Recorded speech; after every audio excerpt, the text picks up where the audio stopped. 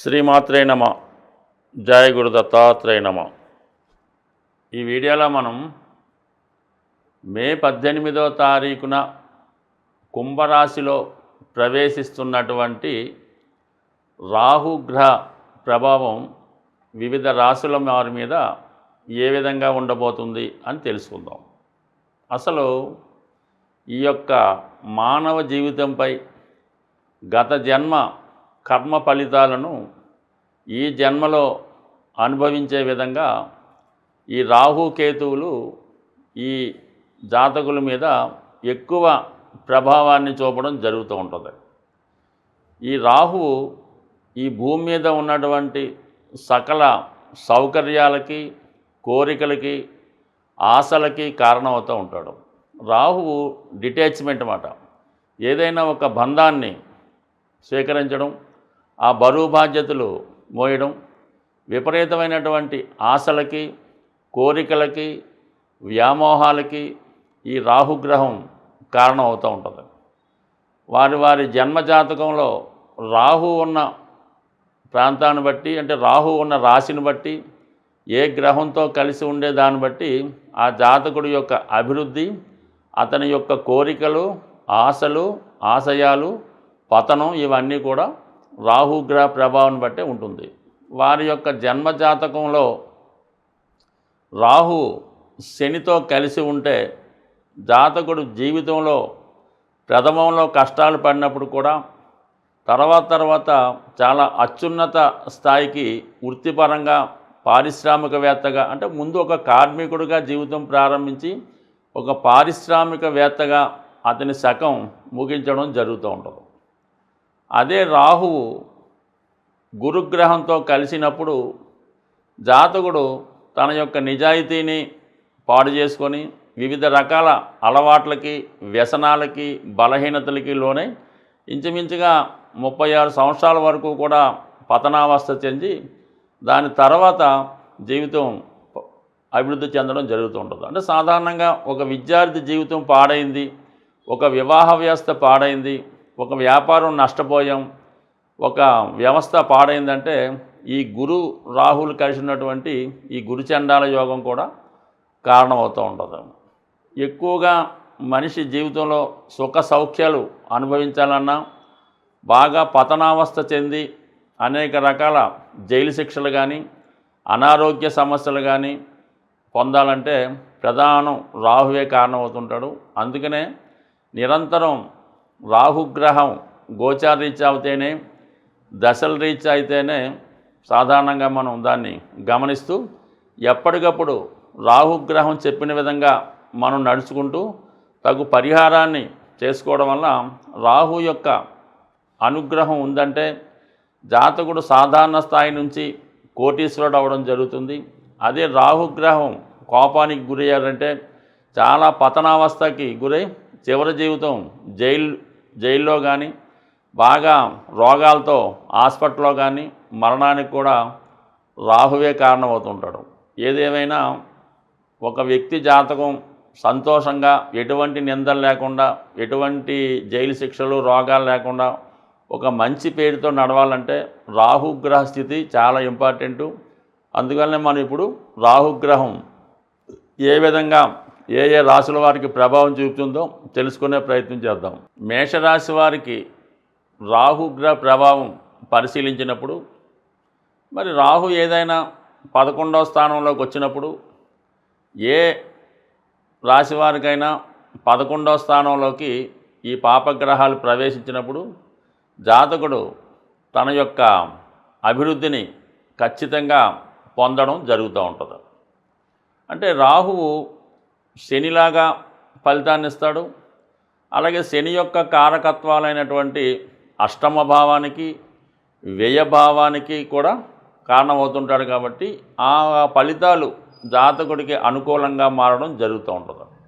ఇప్పుడు అదృష్టం ఏంటంటే ఈ మేషరాశి వారికి శని యొక్క రాశిలో ప్రవేశించాడు. అంటే శని 11వ రాశిగా సహజ లాభస్థానంలోకి ఈ రాహు, అంటే మనకి మాయకి, టెక్నాలజీకి కారణమైనటువంటి రాహువు 11వ స్థాన ప్రవేశం వల్ల ఈ రాశిలో జన్మించినటువంటి వారికి వారి యొక్క ఆదాయం గతంలో కన్నా అనేక రెట్లు పెరిగే అవకాశం ఉంది. అంటే వారి యొక్క అర్హతకు మించి, వారి యొక్క స్థాయిని మించి వారికి ఆదాయం ఏర్పడడం జరుగుతూ ఉంటుంది.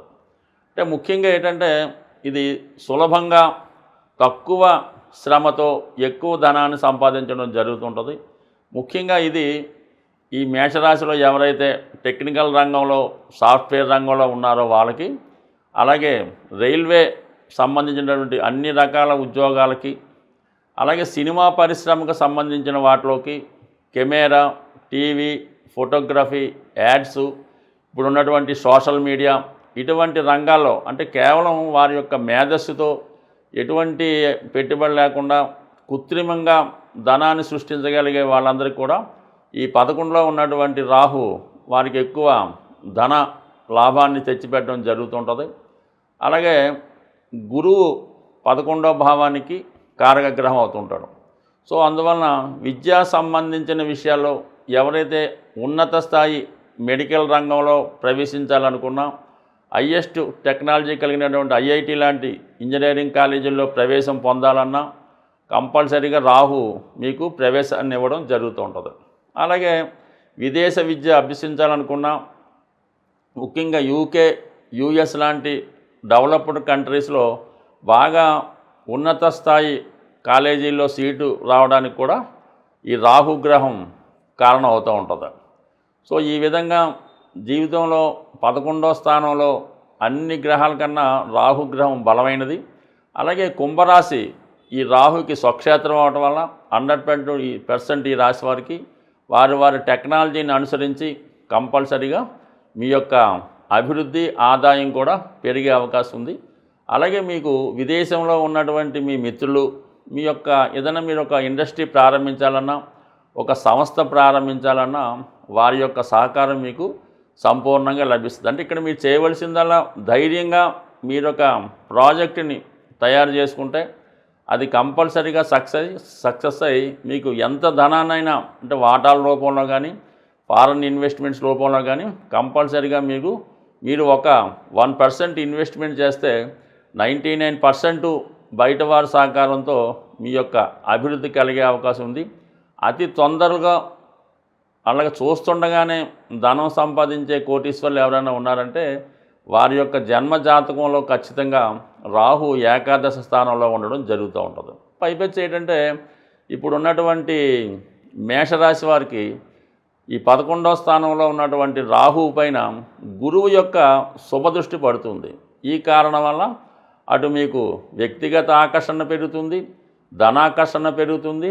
మీరు చేసే కార్యక్రమాలకి భగవంతుని యొక్క సహకారం కూడా లభించడం వల్ల ఒక సాధారణ స్థితిలో ఉన్నటువంటి ఎవరైనా ఈ మేషరాశి వారు ఈ రాబోయే 18 నెలల్లో వారు ఊహించని విధంగా చాలా అత్యున్నత కోటీశ్వరులుగా మారే అవకాశం ఉంటుంది. వారు చేయవలసిందల్లా ఏంటంటే ఒక నిజాయితీగా, చట్టానికి లోబడి పర్ఫెక్ట్గా అన్ని వనరులు, అన్ని పేపర్సు న్యాయానికి, చట్టానికి అనుగుణంగా ఉంటే మాత్రం కంపల్సరీగా వారు జీవితంలో ఉన్నత స్థాయికి రావడం జరుగుతుంది.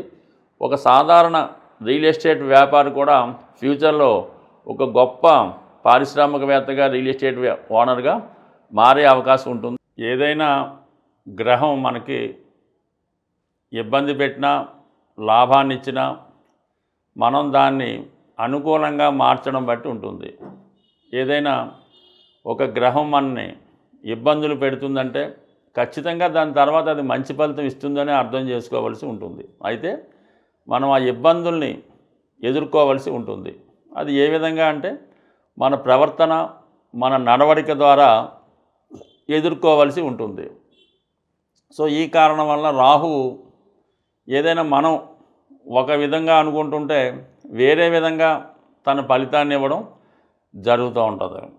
అందుకే రాహు మాయ అంటారన్నమాట. మనం ఏదో మన ఇంట్లో ఒకరికి అనారోగ్యం ఉందని వాళ్ళ కోసం హాస్పిటల్లో తిరుగుతుంటే సడన్గా వేరే ఇంకొకరికి ఇంకో ప్రమాదం లాంటివి జరిగి అటువైపు డైవర్షన్ చేస్తూ ఉంటుంది. మనం ఏదో ఒక యాక్సిడెంట్ జరగకుండా జాగ్రత్తగా కారు డ్రైవ్ చేసుకుంటూ వెళ్తుంటాం, మన దారిలో పక్కనే వెళ్తుంటాం. కానీ వెనక నుంచి ఎవడో వచ్చి టెప్పుడోడో వచ్చి గుద్దా ఉంటాడు. ఇది రాహు పెట్టే మాయ.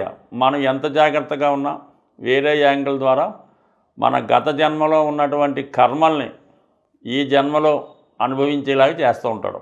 అది అందువల్ల అంటే రాహు మాయ నుంచి తప్పుకోవాలంటే మనం నిజాయితీగా స్వచ్ఛంగా ఉండడం, ఎవరికి అపకారం చేయకుండా చట్టానికి న్యాయానికి లోబడి అక్కడ ఉన్నటువంటి పరిస్థితులకు అనుగుణంగా వెళ్ళినప్పుడు చాలా వరకు మనకి రాహు అనుకూలంగా ఉంటుంది. పెద్దవాళ్ళని గౌరవించడం, 99% వ్యసనాలకి దూరంగా ఉండాలి. అది ఏదన్నా అవ్వచ్చు, దానికి దూరంగా ఉండాలి. ముఖ్యంగా శరీర వాంఛల్ని తగ్గించుకోవాల్సి ఉంటుంది. ముఖ్యంగా ఈ వ్యభిచారం, వావి వరసలు లేకుండా పెద్ద చిన్న లేకుండా పాల్గొనే శృంగార కార్యక్రమాలు అవ్వచ్చు, వాళ్ళ మీద వ్యామోహం పెంచుకోవచ్చు. ఈ వయసులో పెద్ద చిన్న లేకుండా జరిగే ఇవన్నీ కూడా రాహు యొక్క ఆగ్రహానికి కారణం అవుతూ ఉంటాయి. అంటే అతను అనుగ్రహించి చేస్తుంటాడు, మళ్ళీ ఆగ్రహించి వేరే విధంగా ఇబ్బంది పెడతా ఉంటాడు. అంటే పబ్లిక్లో అది తప్పు పనిగా భావించి అందరూ చేస్తూ ఉంటారు. ఆఫీసులో 20 మంది పనిచేస్తుంటే 20 మంది లంచాలు ఇచ్చుకుంటుంటారు. ఎవడో ఒకటి ఏసీబీ వాళ్ళు పట్టుకుంటే వాడేదో పెద్ద నేరం చేసినట్టు మిగతా వాళ్ళంతా కూడా ఏదో మంచివాళ్ళగా బిల్డప్ ఇచ్చి వాడిని ఏదో టీవీలో ఫోకస్ చేస్తూ ఉంటారు. అంటే ఇది కామన్గా అందరూ చేసే పొరపాటైనా ఒకసారి ఇబ్బంది అవుతుంటుంది. ఇప్పుడు అందరూ తాగి డ్రైవింగ్ చేస్తుంటారు, ఎవడోడు పట్టుబడుతుంటే వాడిని ఏదో పదే పదే టీవీలో చూపిస్తూ ఉంటారు అన్నమాట. పలానా కానిస్టేబుల్ గారు, ఎస్ఐ గారు డంకన్ టీవీలో పట్టుబడ్డారని. అంటే వాళ్ళని తాకూడదు అన్నట్టు ఉండదు. అంటే విషయం అలా ఉంటుందని రాహు పెట్టే ఇబ్బందులు, అందరూ చేసే పొరపాట్లని వీడి టైం బాగోకపోతే వీడు బయటపడి ఇబ్బంది పడుతుంటాడు.